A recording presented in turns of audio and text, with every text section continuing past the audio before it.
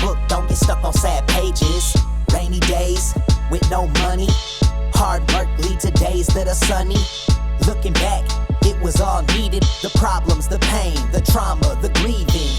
You are now tuned in to the prisoner to painter. Prisoner to painter.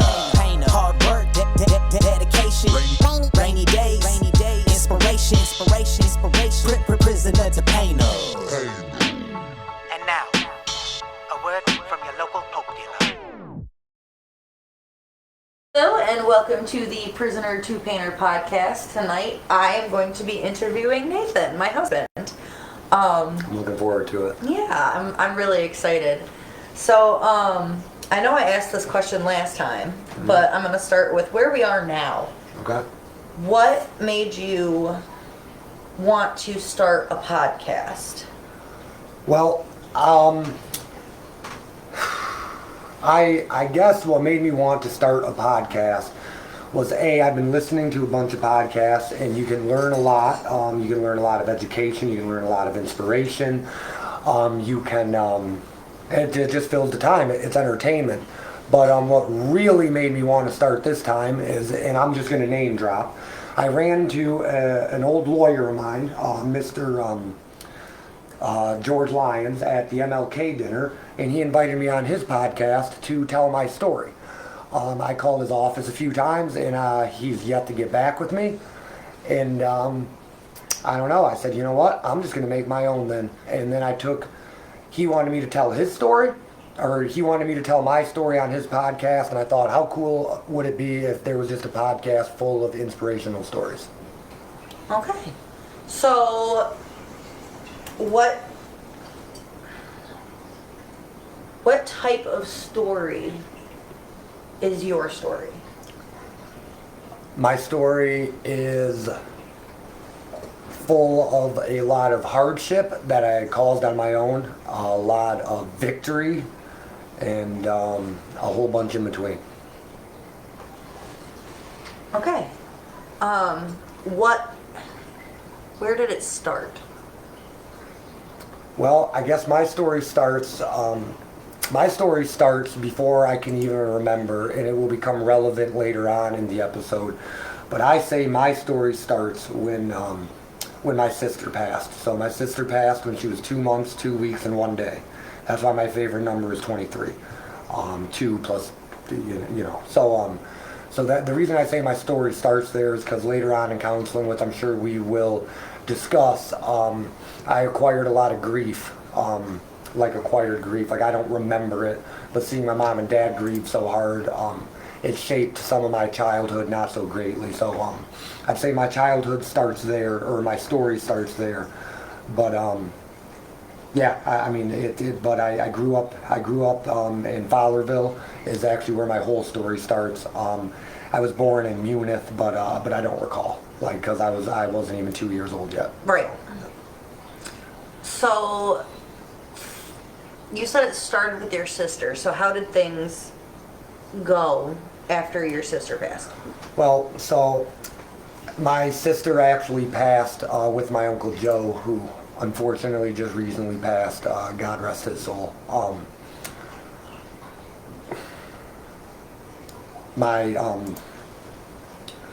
So I say it starts there because as a child, I was an only child, but it wasn't an only child because I was born an only child. It was an only child because they lost another child. And in my formative years and growing up, I was not a good kid. I was not a good man, and I feel like I used that to manipulate and get what I want. I guess that's, yeah. What do you mean by manipulate and get what you want? Like, you used... So at a young age, I learned that my mom and dad would say yes to almost anything because they did not want to lose another child. Now as a kid, it wasn't that big of a deal because it was little things. but that's what shaped my mind into knowing that it would work like that. So and when I was young, it was like, oh, I knew I would get the toy, or I knew I would get the Lego. When I grew up, I knew I would get the money for dope. I knew I would get the pills that my mom needed for her back, or I knew that I would get whatever fueled me at the time. Okay. So, how did you get into using? Well, yeah, geez. Well, I guess we can go back in time, and I can tell you a little bit of the beginning of my story. So I was born and raised in Fowlerville, and I'd have to say I had the best upbringing that you could ever think of. You know, white picket fence idea. My dad worked for Ford. My mom was a stay-at-home mom. I had everything I needed and probably everything I wanted. Growing up in Fowlerville was great for me. It was a small little town when I lived there, and I mean, everybody knew everybody, and the school was great. And I say all that because when I was younger, my mom thought I might have had a chemical imbalance in my brain, you know, because she does, and I had a lot of anxiety as a kid. I had a lot of depression. I was just a hard kid to have all around. So when I was a child, you know, my mom would come to school with me every single day when I went to kindergarten. Every day she would come to sit with me at lunch because I had separation problems, which I'm sure later on that related to my sister passing for both of us. I'm sure she wanted to come see me because of that, and I'm sure somewhere in the back of my head I wanted her to always be there because I had a very toxic relationship with my mom. Not in a bad way, as like in the terms of codependent.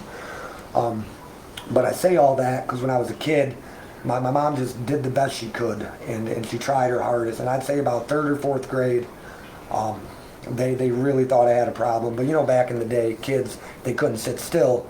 You hopped them up with I don't care, fucking, it's my podcast.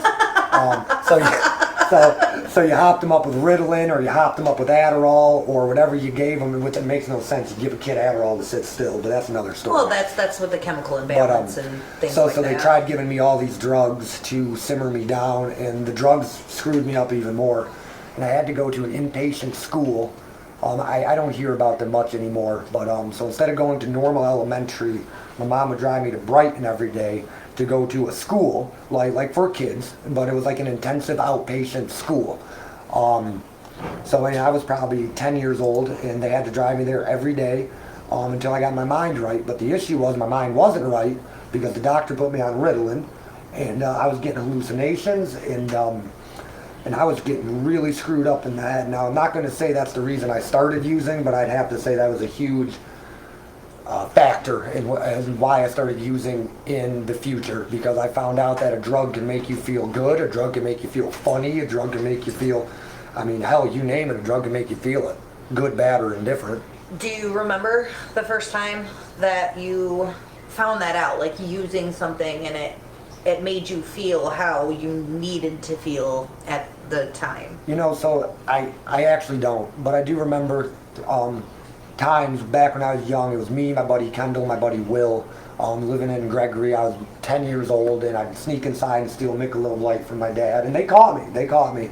I know it started as a fitting in type thing, and then it progressed from there. I could not tell you when it got bad, but I can tell you it was bad. It was fucking bad. Okay. So your problem was drinking mainly. My main problem was drinking, but if you had it, I'd do it.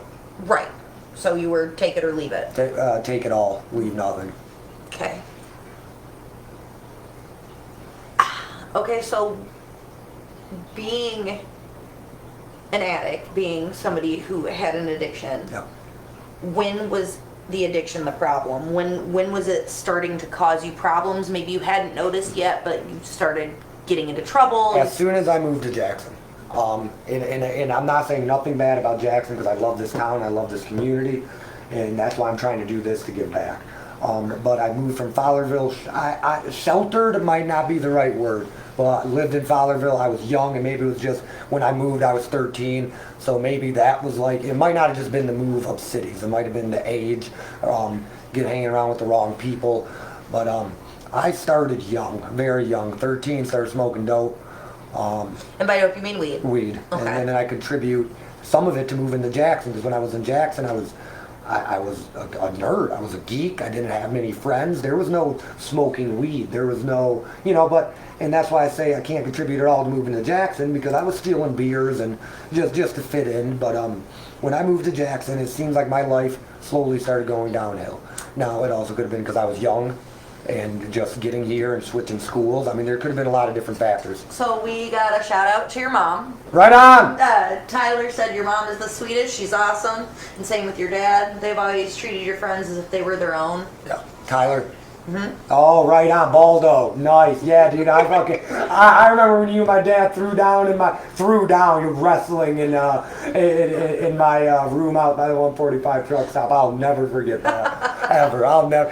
My dad, he was like, I'll slam you, Tim. My dad, BAM! And we were like, what? It was so cool. It was so cool, man. Yeah. So, you said moving to Jackson Yeah. was, you think, the start of when things started to go bad. Most definitely. Were you in the city, or were you like outskirts rural? We moved by the 145 truck stop. So it was the outskirts. Lived off a little private drive. Hidden Oaks, Hidden Valley, right by the Fox Apartments down there by the 145 truck stop. Okay. Yep. Did you have issues making friends? Did you make friends Oh, right away? geez, no, I lied. Hey, I've never said this. I said I used to play football in Fowlerville. Never played football a day in my life. And Mr. Hunt called me out. Mr. Hunt, 8th grade Jackson, or 7th grade, I might have had him, 7th grade Jackson, called me right out. And I mean, you did play football, but not yeah. football. Yeah. I mean, if you're Mexican, I played football. If you're Hispanic, it's Hispanic. And I think any other country calls it football. I think so. We call it soccer, and then we have football. So. Well, so I kind of did it to myself as well. I started everything on a lie. Because to me, football players were cool, and I wanted to be cool finally. I was not cool in Fowlerville, and my whole life has just been trying to fit in. Until now. Now I'm against the grain. Do you know why that was? Why you needed to fit in? Why you needed to be validated? Was there anything that happened that made you feel like you didn't fit in? No, actually quite the opposite. My mom and dad gave me so much attention that almost I feel like it should have been the opposite. That I should be so ego-driven and that I am the center of the world because of how much attention they gave me. I actually feel like it should be the opposite. I feel like I should have the opposite problem. Not that I need to fit in or that I didn't even like myself. How much love I was given and how much paid attention to I was. I do not know why. How was school? Besides, I sucked both places. You touched on early childhood. How was middle school, high school, from when you moved to Jackson on? Well, I've always not been good at school.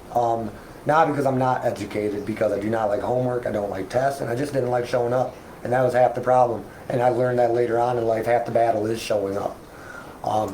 In middle school, when I moved here, my grades were average. I mean, that is the story of my life, is just average. And then, in 7th grade, I moved here. That's when East Jackson Middle School was still around. I forget what it's called. Bertha Robinson. Bertha Robinson. Yeah. So I went there, made a couple friends, Colin Worthy, Dylan Van Epps, Tyler Baldridge. I made a couple really good friends, and then later on I screwed that up, and then I got to make amends, but that's for later on. Okay, so you said pretty average middle school experience. Yep. How about high school? Well, I've always.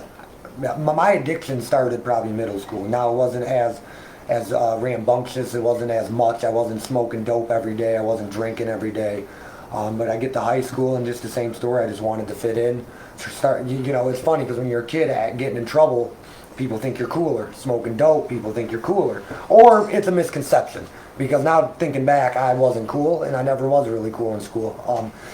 But my experience in high school was the same thing that it was with everything else, is I was average and I didn't like going, and I did everything I could to get out of going.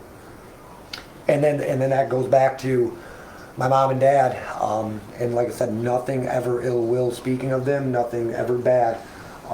I knew I could get out of going to school because once again they lost a child, and I played on that card every chance I got. Did you intentionally do that though, or were... No, it was not a cognitive thought, but now thinking back after sobering up and going through therapy and doing all these things, I recognize it now, but no, it was not a thought when I was doing it. Absolutely not. How were your relationships with people? Did you have, other than your parents, did you have meaningful relationships, or were they touch and go? I burned every single bridge I could. Was not a person to be in a relationship with. A female, my family I was not really close with. My friends, most of them superficial besides the three that I named earlier, and my buddy Josh. But there was some stuff there that he ended up not wanting to be my friend either, and I cannot blame him. So.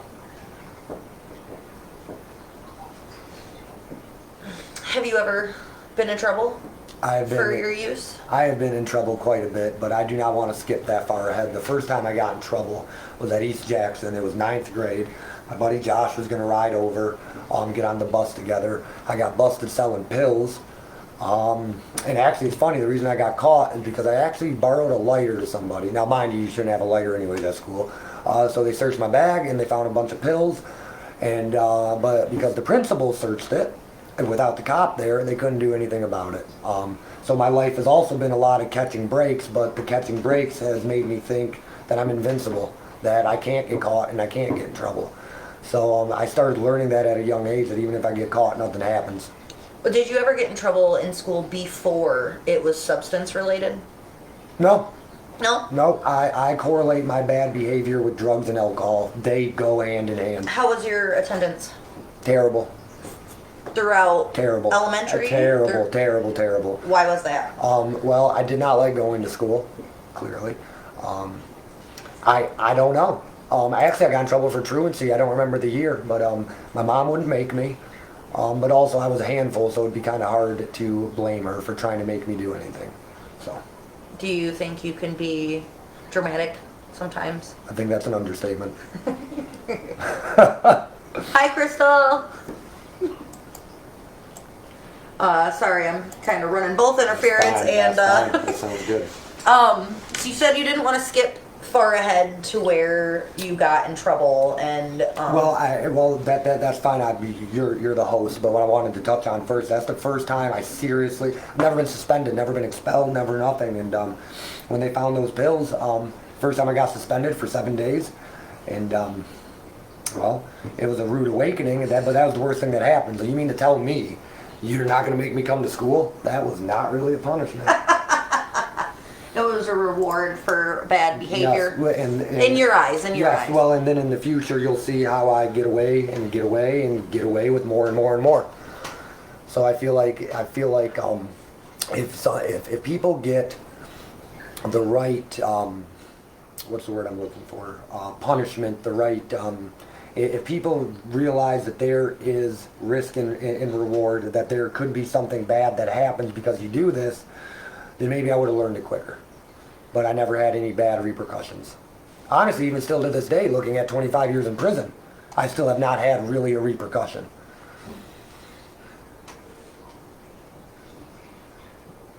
So how did you come to realize that it wasn't just having fun, experiencing substances, experimenting with them? How did you come to realize that it was based on mental health or feelings of unresolved? Well, so Mr. Adams, the principal at Ackerson Lake High School, alternative high school, this is the first time I've ever heard it put to me, and I've just never been able to shake it. I don't know when I first realized it, but Mr. Adams pulled me, Steven, and my buddy Austin all into the principal's office because we were all hungover, drunk, still drunk, honestly, 9 in the morning, still drunk. And he said, you know what, you guys aren't even friends. You guys are people that drink together who have separate demons hidden. And he sent us all home. And that's the first time I said, you know what, maybe I am drinking to forget something. And I don't even know what it was. I didn't have a bad childhood. I really didn't have a bad childhood. My mom and dad never hit me, never beat on me, never touched me. I mean, if there was an ideal childhood, I had it. So I don't know what I could have been drinking to try to forget. But then I started doing bad things, drinking, and then that made me drink even more to forget the bad things I did drinking, which is just a giant circle jerk. But So when did you move out on your own? the first time I moved out was not even on my own. It was with my grandma.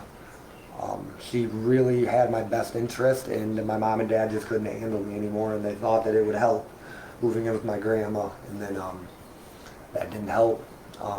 Why is that? Why didn't it help? Like, was it just the wrong time? You know, just because if your house is haunted and you move, the ghost follows you. It's the same concept. I moved from one house to another. My demons followed me. The demon just being booze and drugs instead of an actual supernatural being. So your mistress. Yeah. Well, that's what we later called her. Yes, that is what we later called her. How did your addiction affect your meaningful relationships and being able to get out on your own? And did it affect you being able to keep and get a job, or get a job and continue? So my first real job that I had was for a Mr. Hardcourt, Mr. Radiator on Page Ave, and he not necessarily the best guy in terms of honor, but he was a businessman, and to me he was a good man. And I burned that bridge. I stole from him, regardless of if he sold dope, regardless of what he did. I burned the bridge. I stole from him, and I say all that. I say that because every job I had, every relationship I had, the drugs or alcohol became more important. I wouldn't trust your wallet in front of me. I wouldn't trust your purse in front of me. We're getting a lot of love in the comments, and I just thought that you would like to hear that. There's been some people who commented, and I was going to, as people commented, bring it up, but I agree with some of them. It does take guts to sit here and open up about everything. Oh, wait till you get a little further in. So, you said you burned bridges. All of them. All of them. All of them. Every single time. Every single time. When you said sometimes quickly, sometimes slowly. When you said you stole things, Yeah. Did you do it for money? Did you do it for the rush of like Oh stealing? no, it was just for addiction. I'm not a klepto. It was, I'm going to take this so I can get this. Booze, coke, crack, cocaine. I just said cocaine twice because I liked cocaine. Pills, weed. It didn't matter. I mean, hell, when I was young, it was for weed. I never heard of somebody that would steal for pot. And it's like, that was me. That was me. I stole $800 one time just to go buy dope. And I stole $800 from my mom and dad. How much dope you buying for $800? Well, I actually bought it from Kyle, ironically, and way back when we were younger, but I bought a quarter pound. That's back when weed was 200 an ounce. Oh yeah, yeah. You know. Yep, and I stole my mom and dad's mortgage money, and I hope I've slowly paid it back. But that is the one thing. That was the one thing I've never forgiven myself for until recently. But yeah. So, what happened? What changed? Well, I think there's a huge. What changed what? What changed in you to where you felt the problem getting worse? Because you said you noticed it was a problem. You know, it's crazy. It's crazy. So I'm sure we'll backtrack. When I noticed it was a problem wasn't until recently when I started pissing the bed.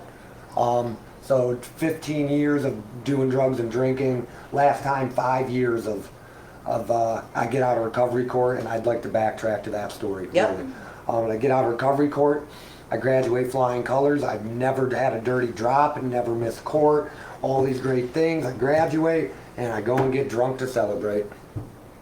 Why? Because half measures availed me nothing.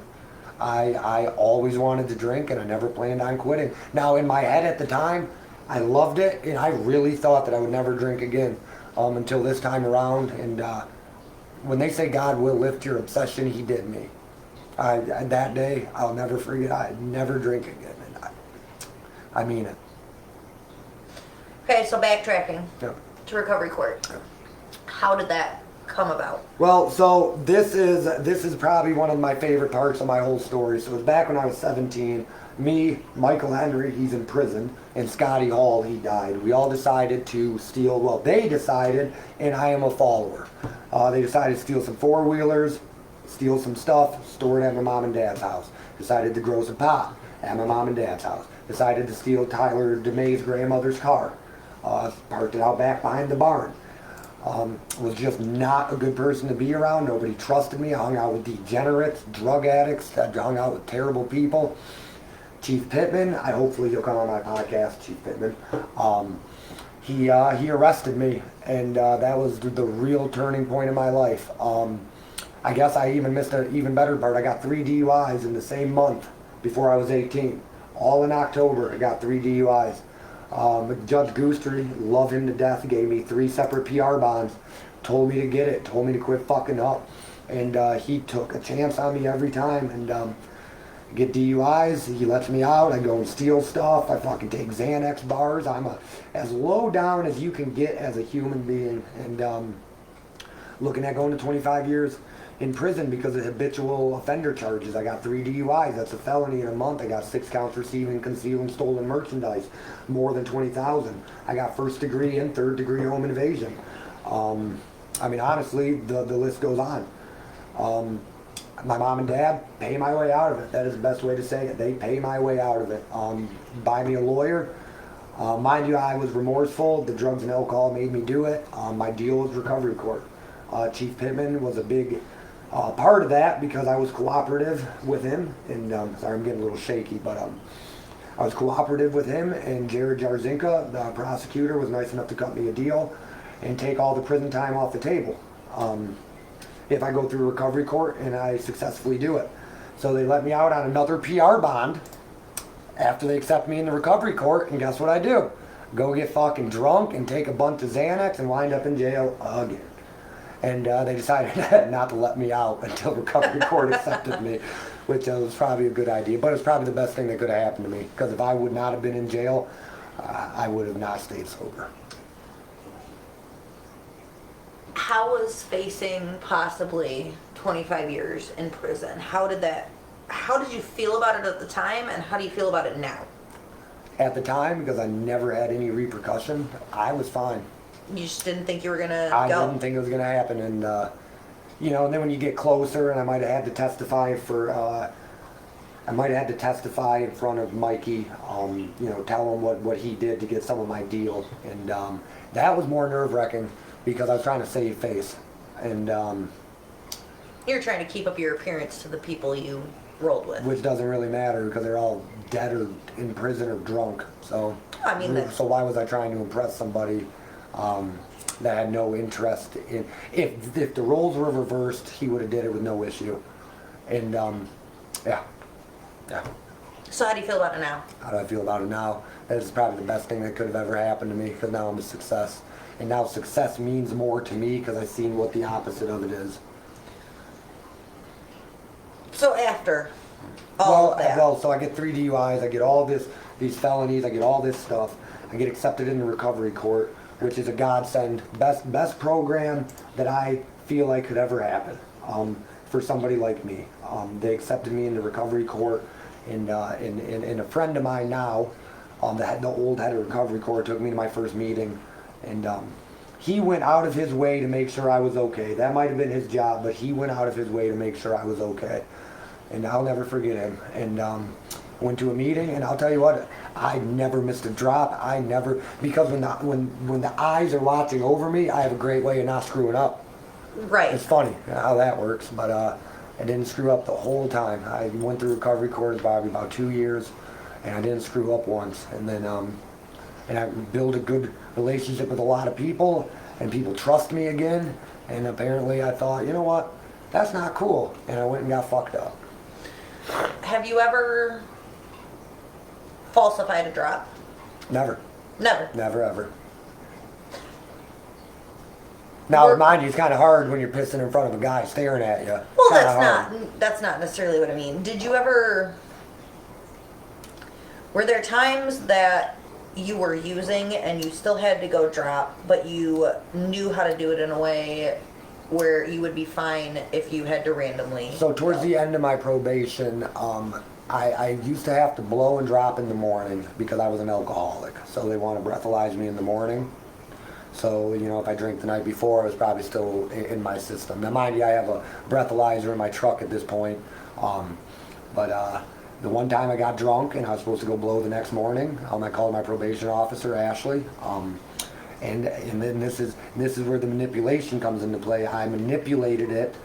I called her. I said, you know, I'm sorry I woke up late, this, that, and the third. I worked late last night. Can I please blow at night? And they trusted me, and I took advantage of it, and I was fucked up. And I'm sorry to her, honestly.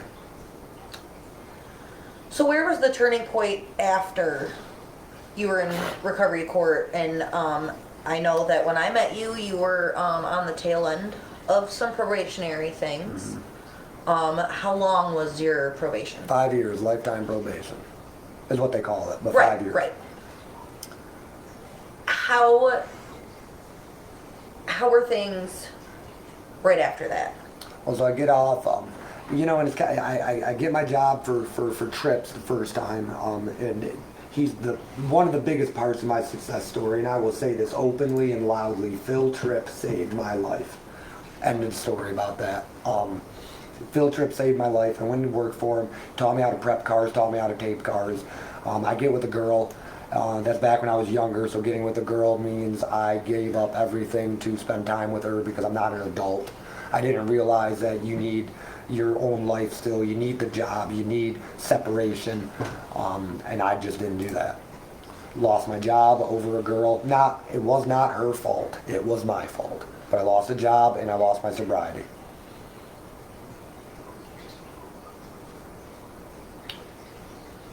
Did you successfully complete your probation? Absolutely not. The 4 years and 8 months into it, me and you go to a campground and hang out with a buddy, take a gel tab of acid, drink probably 2 cases between us and a fifth of Jaeger, and I decide to go drive. I get in the car, I drive off, find myself, I don't even know where. Cops found me. Yeah. They yank open the back seat of my van. I'm passed out. I'm fucking fucked up in the back seat of the van. They grab my feet to pull me out. I grab the windshield. I break the mirror off the car. Nothing came out of it. It should have been a 4th DUI, but because they beat the shit out of me, they never filed charges. Katie can vouch. I had boot prints on me. Seriously black boot prints. Shout out to Blackman Township. Thank you.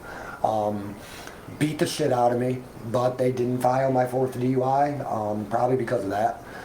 Made it to the hospital. I was dying of alcohol poisoning. I had a .32. Oh, I think it was higher than that. And I was dying of alcohol poisoning, and nothing came of it except my probation officer found out and violated me. And I violated probation 4 years and 8 months in. I remember doing the court with you for that.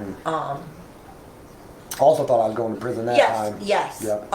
They did talk about that. They gave me 180 days with time served and just kicked me off Do probation. you remember why you did not go? Because it's a little hazy for me, but I remember you ended up not like... I cut a deal. I cut a deal that if I plead guilty for the felonies that were supposed to come off my record, that I don't go to prison.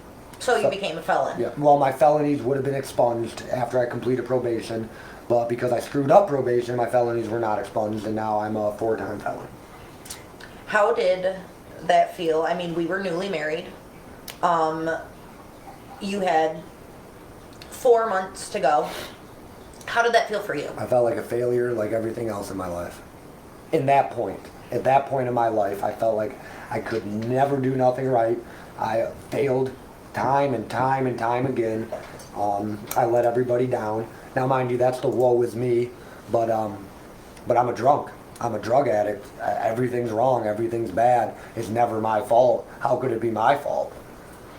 You know. So you continued to use after that? Oh yeah. Well, you know that. You know, went on a coke bender for about a year. Never gave up drinking. Started pissing the bed. And it's funny. You know, I said, God, if I ever become a piss to bed drunk, I will quit drinking. Took me about a year after pissing the bed almost every other night to quit drinking. So I'm sorry about that. Should have wrapped it in plastic or something.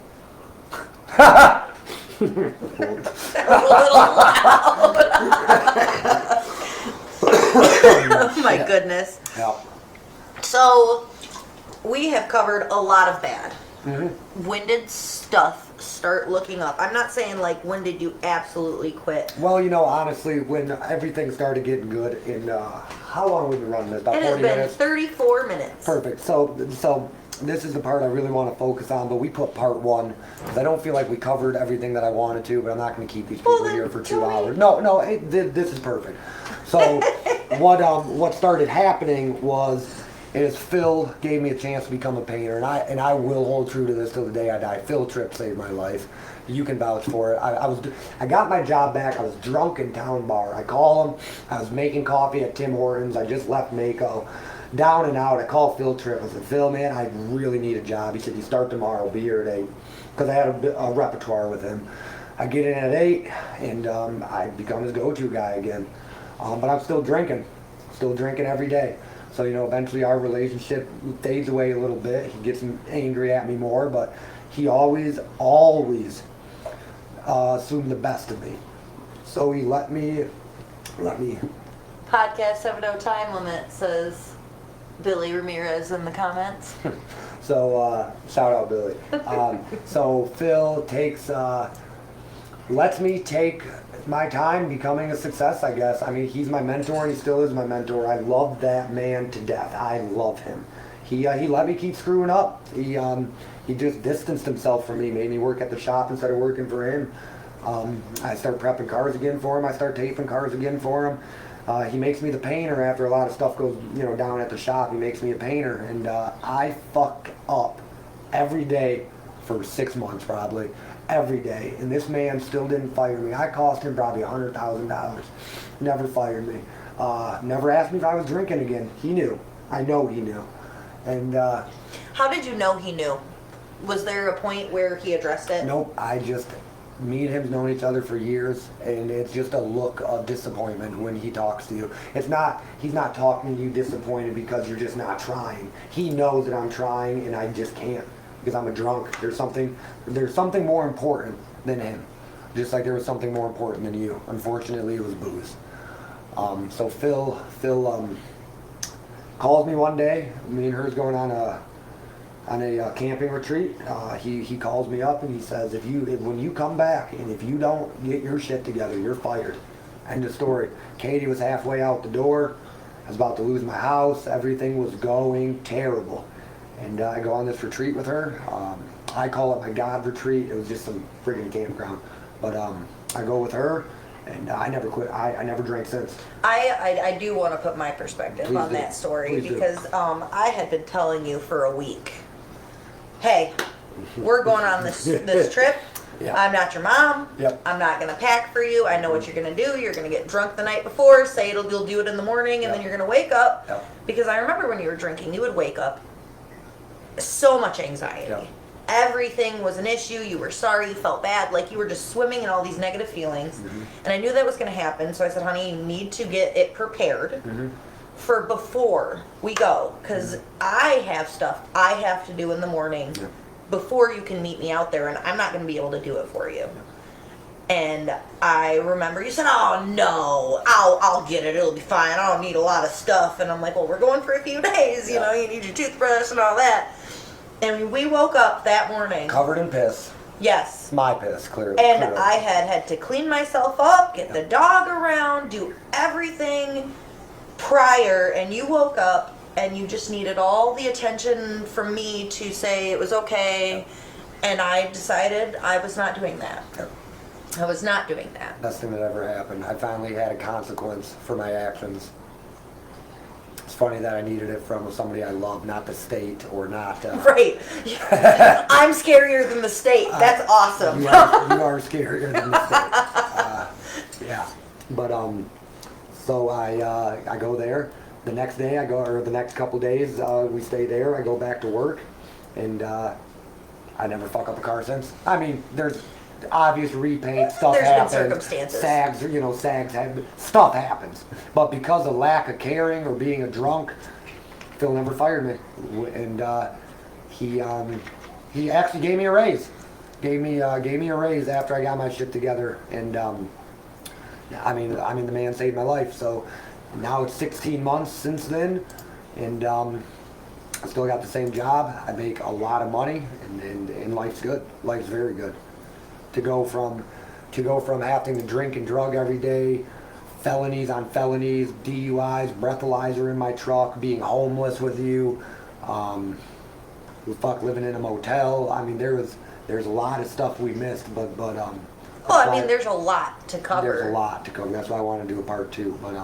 But how it is now is that you can find sobriety, you can sober up, and you can find a good job. You can do everything that I did.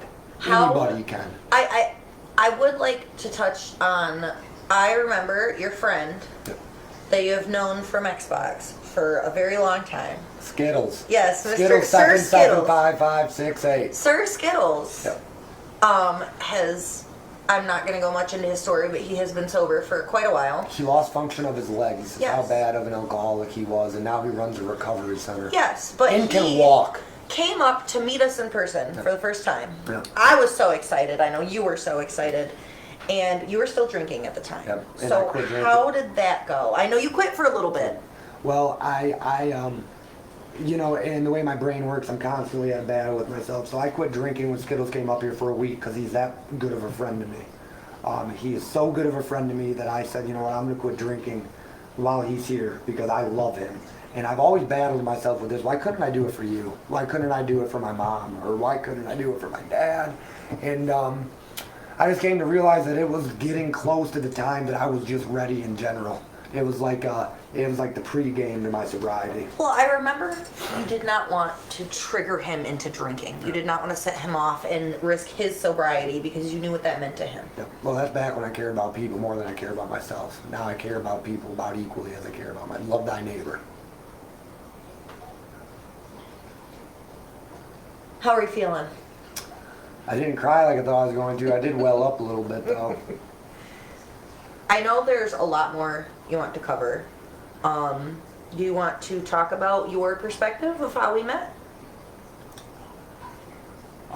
Yeah, so I, same thing, hanging out with, some of them we're good friends, but, I planned this trip to go to Hot Now. I get so fucking drunk, and, I want to flake. And, they come and they say, no, you're not flaking. And, so I get in the car with them, and we drive up to Sturgis, and, that's really how I meet her. I mean, long story short, and, yeah, I mean, life's been good.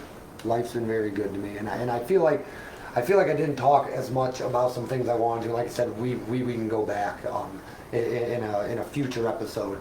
But what it was like for me was a great childhood.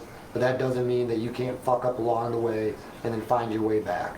So really, what I want people to get from my story is that you can be a drunk, drug addict, nobody, and make 6 figures a year. You can be useless and want to kill yourself and end up in the insane asylum and now be so happy and filled with life you go to church and God forgave you. You can take anything and change it. You just have to want it. End of story. And I know I said I would not do the work harder mentality, but you have to want it. Well, you have to believe that you have the capacity to do so. You just have to believe it's possible. I didn't believe I could do a podcast. I didn't believe I could become famous. I did not believe I would ever make 6 figures until I got a taste of it and I seen the reality. And if I can do it, you guys can do it. Period. If I can do it, you guys can do it. If you can do it, if people can do it. If Tony can do it, if Skittles can do it, if Phil can do it. And you'll hear all their stories. If they can do it, you can do it. That is the point of this podcast. Is broadcasting that people are capable and resilient and strong. The only limits is the ones you set for yourself. I agree. And the buck stops here, as Andy Andrews would say. The buck stops here. As Andy Andrews would say. Choose to smile. Choose happiness. Yes. Yeah. Yes. Yeah, so I think that was great. I know there's some stuff that we didn't cover fully. That's fine. I think you are a great host. Oh, thank you. I'll take it back next week. So, you had a great childhood. Yeah.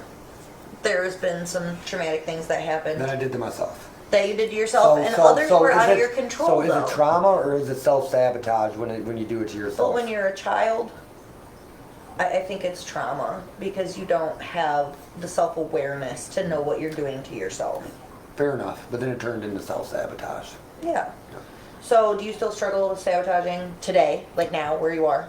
Yeah, I do. Do you have an example? Now I have the mind to catch it. Well, so I have 16 months sober off of alcohol, and towards the beginning of it, I was still sniffing booger sugar, and I realized that it was self-sabotage. And just because I got sober does not mean I can put cocaine up my nose. Does not mean I can pop pills. Does not mean I can smoke dope. So whatever sobriety is to you, whatever does not set you up for failure. Yeah. No. Do you have any closing words for our viewers before we wrap this up? I am so adamant and determined that this podcast will make it, and it will be something, and it will be a success. And because people want to hear more of this. So if you want to hear more of this, subscribe. If you want to be a part of this, message me. And if you ever need anything, ever, I would rather carry your tears in your casket. You want to be someone's 3 a.m. person. I am the 3 a.m. person. Yeah. I am not the 3 p.m. person. Do not call me. I am the 3 a.m. person, though. Yeah. We are on YouTube. Before we go, I do have a little gift card for you. This is from Confident Reflections with Alicia. And it says she is just an artist trying to make the world a more beautiful place. She specializes in fashion colors and blonding. 10 years behind the chair, bringing others self-confidence is her passion and art is her passion. I did put the website to be able to book with her in the description of this Awesome. episode. She's phenomenal. Beautiful little gift card. $25. $25 to go get yourself Alicia. beautiful. Thank you so much. Alicia. Thank you. All right. I think that was great, and thanks for tuning in to Prisoner to Painter. I am Katie McDermott. Nathan, logging off. All right. Have a good night, guys. Thanks for watching.